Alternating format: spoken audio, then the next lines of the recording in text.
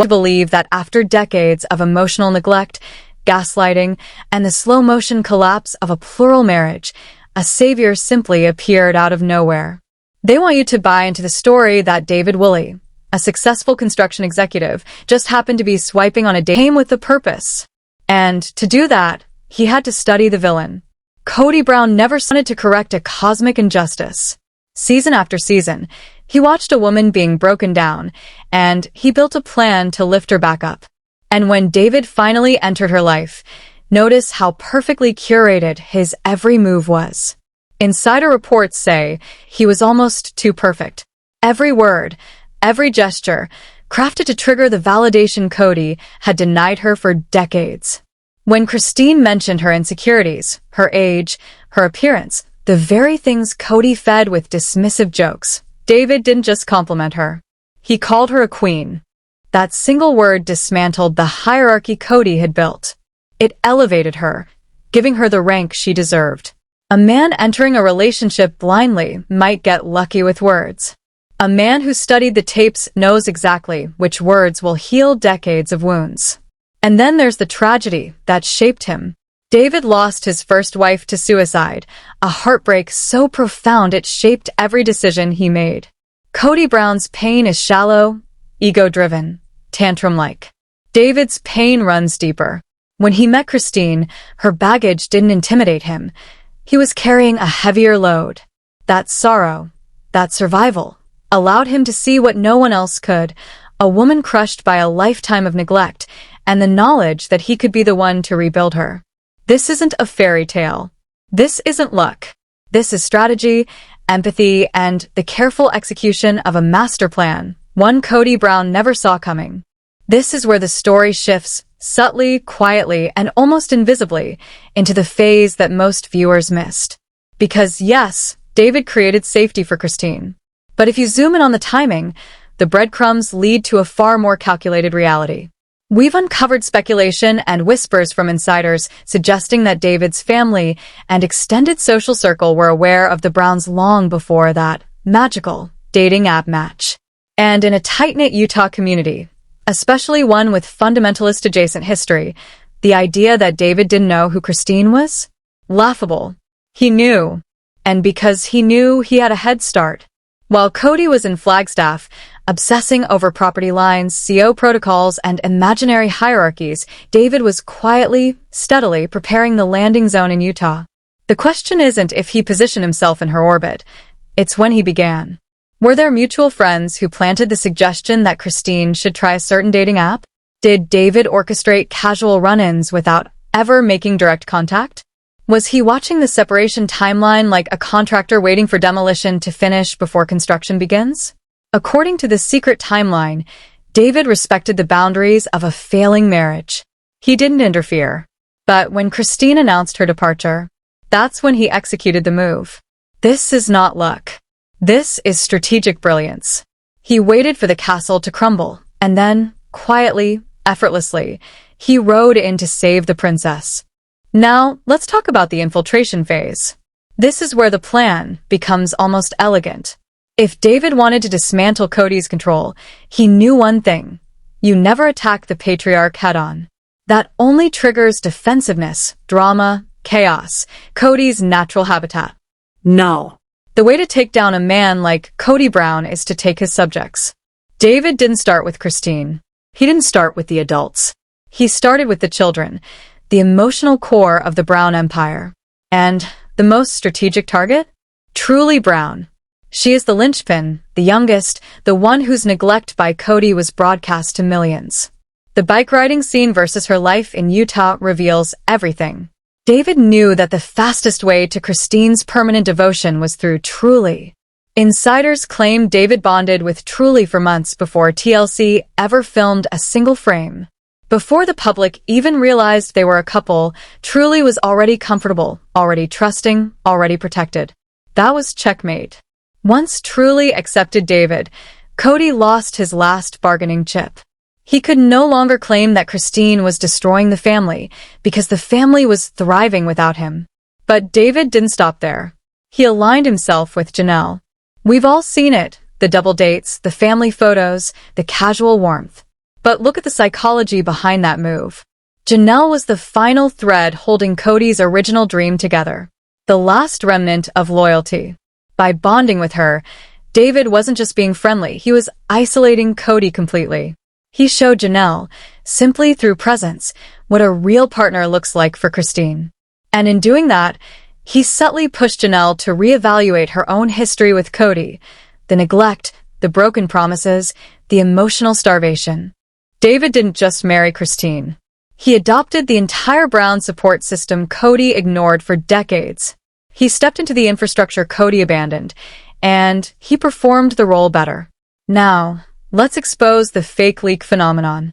For months, we've heard suspiciously convenient claims from sources that Kody is indifferent to David, that he doesn't care, that he's above it all. But anyone who understands narcissistic psychology knows that Kody is terrified. The real reason we haven't seen a massive confrontation? Simple.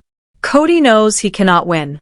Kody dominates through chaos, volume, tantrums. David dominates through silence, stability, competence. If Kody yells, David looks like the victim. If Kody ignores him, David looks like the bigger man. If Kody attacks, David becomes a martyr. David Woolley has placed Kody Brown in a permanent no-win scenario.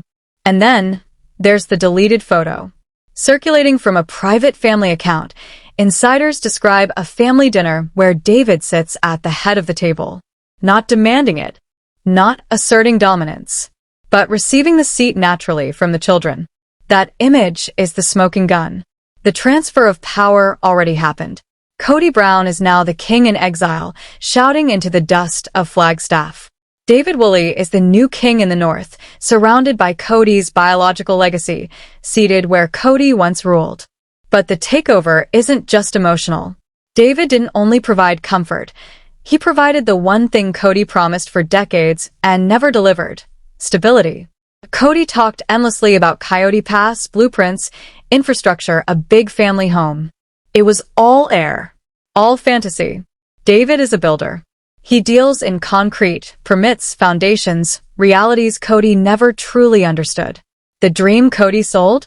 David is the one actually building it.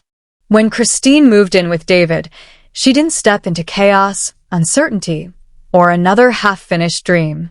She walked into a finished home. Walls painted, rooms furnished, a life already built. The contrast is devastating, because the Trojan horse in this story was never romance. It was stability, the very thing Kody Brown dangled like a carrot for decades, but never delivered. David infiltrated the Brown family system by offering the one resource Kody guarded but never mastered: certainty. And that certainty wasn't just emotional, it was financial. Reports indicate David is worth millions. He has an empire, his own. The moment Christine aligned herself with a man who didn't need her paycheck, didn't need TLC, didn't need the sister wives brand for survival, the entire Brown hierarchy collapsed. In the Brown household, leaving Kody used to mean financial ruin. But David removed that fear in one calculated sweep. And here's a question the insiders keep whispering: did David examine the finances of the show before he got involved? Highly probable. A businessman with a multi-million-dollar construction portfolio doesn't leap without due diligence. He likely knew what Christine was earning, what her contractual obligations were, how to protect their assets, and exactly how to secure her future. Without Kody's control, this wasn't careless romance. This was a meticulously planned rescue operation. And yet some skeptics say, David's just a simple guy. But watch his interviews. Watch the way he looks when Kody's name comes up. There's a steely resolve in his eyes, a quiet, settled confidence. Not the look of a rival fighting for dominance, but the look of a man who already won. David treats Kody like a buzzing fly, an irritant, not a threat. The demeanor of someone who had a plan from day one. He knew that if he simply stood still, remained decent, remained grounded, Kody would destroy himself trying to match that energy. Now, let's talk about the alliance of the exes. The theory goes that David didn't act alone. The ex-fundamentalist and ex-Mormon network is vast. They talk. They share stories. They warn each other. It's entirely possible that David was briefed long before he ever approached Christine. He may have known about the ring-melting humiliation, about the New Jersey surgery fiasco, about the collapsing intimacy, about the emotional starvation, and David knew this contrast would be televised. He knew millions would see, side by side, the man Christine escaped and the man she ran toward. He didn't expose Kody. He allowed Kody to expose himself. Then there are the deleted timeline markers. Rumors swirl of David appearing in the background of events, photos, or locations far earlier than the official story claims. If true, this changes everything. It would mean Christine had emotional support before she announced the separation. David was already in her world before the spiritual marriage officially ended. She had a safety net before she ever jumped, and who built that net? David Woolley. This reframes Christine's courage in the last seasons, her laughter during Kody's meltdown, her confidence during the breakup, her ability to walk out fearlessly. Was it sudden personal growth? Or was it the strength of a woman who already had a king waiting for her in Utah? If David was quietly in her corner, coaching her, supporting her, validating her, then he wasn't just a boyfriend. He was the silent producer of her liberation, the director of Christine's new narrative. Now, we must confront the endgame. What does David really want? Was it simply love, a quiet life, a fresh start? Or was his true victory the complete dismantling of the Kody Brown myth? Because when David agreed to film the wedding special, he delivered the fatal blow. The wedding wasn't a ceremony. It was a coronation. Kody wasn't invited, and his absence was louder than any meltdown he could have staged. There, at the altar, surrounded by Kody's children, flanked by Kody's former wife, supported by Kody's former best friend, David claimed victory without ever raising his voice. He dethroned Kody on national television. And the nachos? Oh, the nachos were the final act of psychological warfare. Kody publicly shamed Christine for eating them. David publicly ate them with her. That wasn't coincidence. That was a message. I cherish what you discarded. I love what you mocked.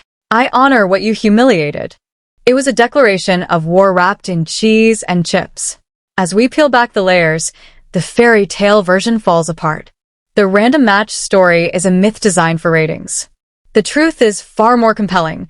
This was a man who saw a woman trapped in a cult-like family system on national television and decided to extract her. He used the show as intelligence, his money as the foundation, his patience as the weapon, his emotional stability as the Trojan horse. He entered quietly. He dismantled the empire from within. And once inside, he liberated everyone Kody held captive. We're only beginning to expose the financial overlaps, the geographical profiling, the project timelines, and the months of silent positioning. Records placed David's construction jobs and Christine's housing searches in the same zones at the same time. So, ask yourself, did he smile at her 6 months before the app match? Did they pass each other at a gas station? Was fate actually strategy? Because every clue points to one conclusion, one that changes everything. What you're about to hear is the moment Kody Brown's worst nightmare becomes real, and the moment the audience realizes that David Woolley wasn't just in the right place at the right time.